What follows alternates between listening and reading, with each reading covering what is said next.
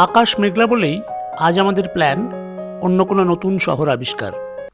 আমরা এখন লুজান ট্রেন স্টেশনটা আছে সেই স্টেশনে এসে দাঁড়িয়েছি। এখন আমরা এখান থেকে ইন্টারলাকেন যাব। ইন্টারলাকেনে গিয়ে আমাদের লাগেজ ড্রপ করে তারপর আমাদের বার্ন সিটি ট্যুর করার ইচ্ছে আছে। তোমাদের দেখাই এই লুজান স্টেশনটা কেমন।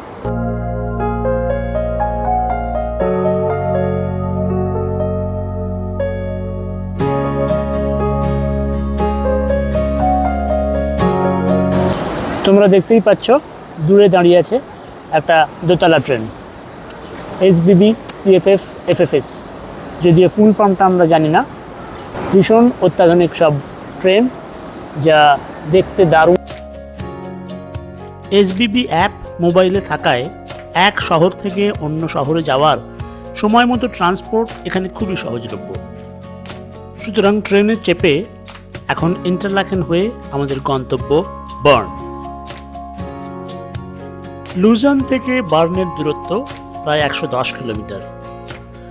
গাড়ি করে এই দূরত্ব যেতে সময় লাগার কথা 1 ঘন্টা 15 মিনিট মতো। আমাদের তার একটু বেশি সময় লাগবে।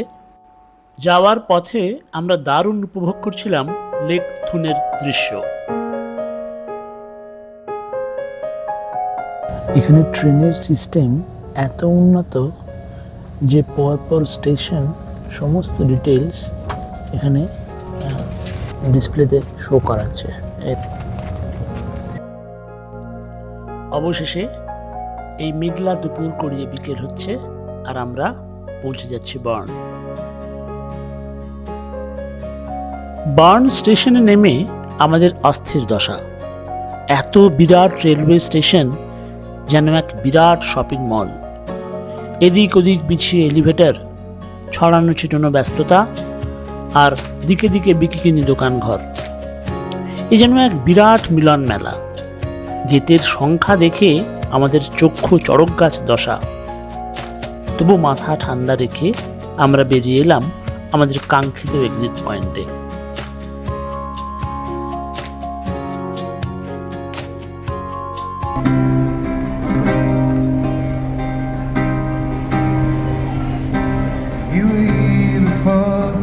বার্ন রেলওয়ে স্টেশনের বাইরে এসে দেখলাম গিটার বাজিয়ে মোহিত হয়ে গান গাইছেন একজন।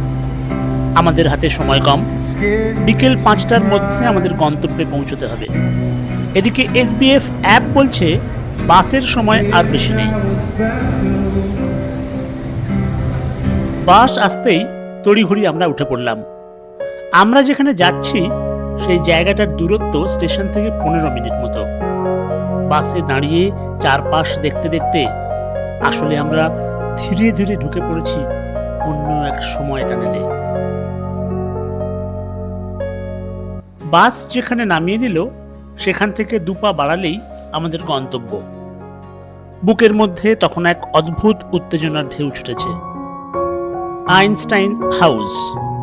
এসে দাঁড়ালাম আমরা সেই বিখ্যাত বাড়ির সামনে যেখানে আইনস্টাইন থাকতেন। আইনস্টাইন বার্নের এই বাড়িতে থাকতেন 1903 থেকে 1905 সাল অবধি।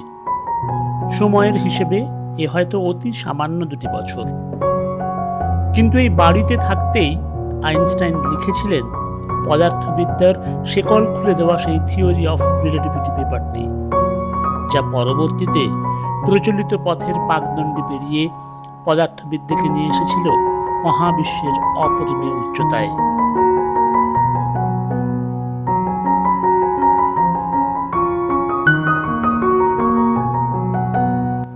সততই এই বাড়ি এক অদ্ভুত স্মৃতির সুরভিমাখা। একদিকে যেমন পৃথিবী বদলে দেওয়া আইনস্টাইনীয় চেতনার উন্মেষ এই বাড়িতে, অন্যদিকে এই বাড়ি জুড়ে রক্ত মাংসের আইনস্টাইন এবং তাঁর প্রেমিকা তথা স্ত্রী মিলোভা মারিসের প্রেম প্রণয়ের পার্থিব চিহ্ন। বিস্ময় মুগ্ধ চোখে চারিদিক দেখতে দেখতে যেই চোখ গেল বেবিসিটারের দিকে, অমনি মনে হলো এই বুঝি কাজ থেকে ফিরে নিজের পুলওভারটি খুলে রাখলেন আইনস্টাইন। কান্না থামানোর জন্য এই বুঝি কোলে তুলে নিলেন তাঁর সদ্যজাত পুত্র সন্তানকে। সব মিলিয়ে বিখ্যাত সেই টেবিল, চেয়ার, জানলা, ঘড়ি দেখতে দেখতে মনে হচ্ছিল সময় কোথায় যেন থমকে আছে এই ঘরে। এই ছোট্ট একচিলতে বাড়ি কোনো এক অদ্ভুত জাদুকাঠির স্পর্শে আজও তাই জায়গা করে নেয় আমাদের মতো কৌতূহলী মানুষের মনে। আর সে বিখ্যাত পদার্থবিদ দম্পতির স্মৃতি ছুঁয়ে ছুঁয়ে আমাদের মনে হয় এই বুঝি আমাদের এক তীর্থক্ষেত্র, এই বুঝি আমাদের একমুঠো প্রাণের আরাম।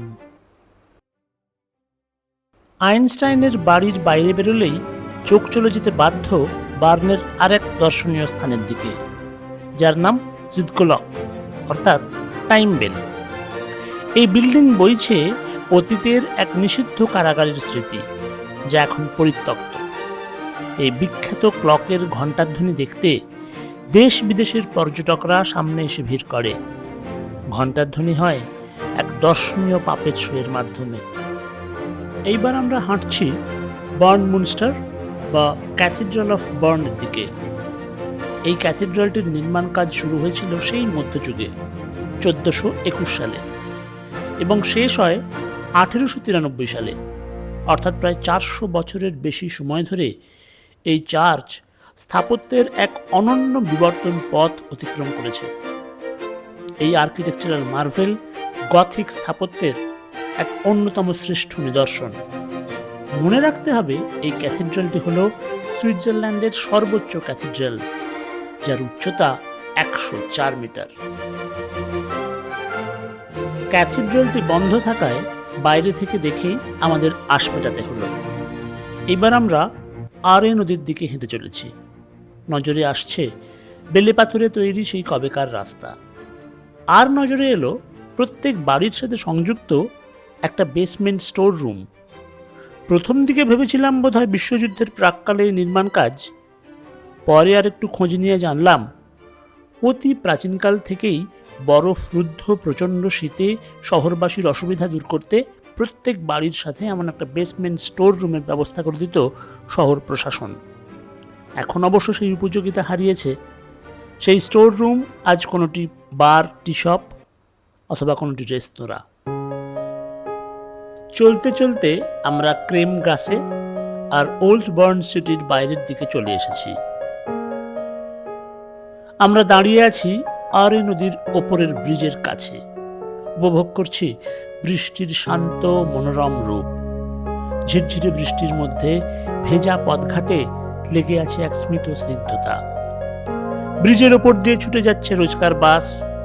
নদীর দিকে তাকালেই দেখা যায় এক অদ্ভুত নীল জল। অনতি দূরে সেই বিখ্যাত বার্ন মুনস্টার, তার সুউচ্চ মিনারে প্রতিধ্বনিত হচ্ছে আত্মমর্যাদার স্নিগ্ধ গৌরব। সব মিলিয়ে জায়গাটা যেন আরও রূপসী হয়ে উঠেছে। স্ট্রিট চেজের নেশায় মেতে উঠেছে দুই কিশোরী। সুইস শহরে এরকম স্ট্রিট দাবার বোর্ড রাস্তায় বেশ কয়েকবার চোখে পড়ল। শহরের আনাচে কানাচে ছড়িয়ে থাকা এমন স্ট্রিট চেজের আয়োজন দেখে মনে হয় প্রতিযোগিতার র্যাট রেস থেকে দূরে এমন অঞ্চলে আজও যেন ছড়িয়ে ছিটিয়ে বেঁচে আছে রুটিনের দৌরাত্ম্য ছুঁড়ে বেরিয়ে আসা এক নরম, দুশ্চিন্তামুক্ত, সুস্থ জীবনের স্বাদ।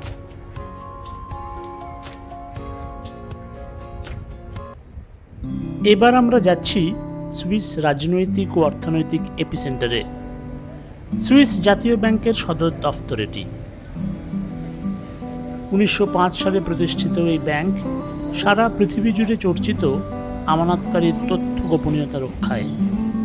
ফলত এখানে একদিকে যেমন প্রতিরক্ষা বিভাগের সতর্ক টহলদারি, আর অন্যদিকে বিপুল অর্থের ঝমঝম শব্দ, যেন একলহমায় বদলে যাওয়া এক অন্য দুনিয়া। আরেকটু এগোলেই রাজধানীর প্রশাসনিক কার্যালয়, জাতীয় সংসদ ভবন বা সুইস পার্লামেন্ট। এই পার্লামেন্টের ভেতরে গাইডেড ট্যুরের ব্যবস্থা আছে, তবে তার জন্য অনলাইনে পারমিশন নিতে হয় বেশ কয়েকদিন আগে। আমরা যখন এই ফেডারেল অ্যাসেম্বলির বাইরে দাঁড়িয়ে আছি তখন সেখানে মেনটেন্যান্স কাজ চলছে। বুন্দেসপ্লাজের এই জায়গাটিতে রয়েছে 26টি ফোয়ারা দিয়ে সাজানো এক অনবদ্য প্রদর্শনী। এই 26টি ফোয়ারা আসলে 26টি সুইস ক্যান্টনের প্রতীক।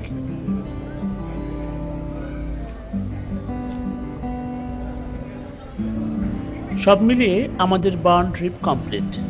এখন আমরা ট্রেনে চেপে লেক থুন হয়ে ফিরবো আমাদের হোটেল।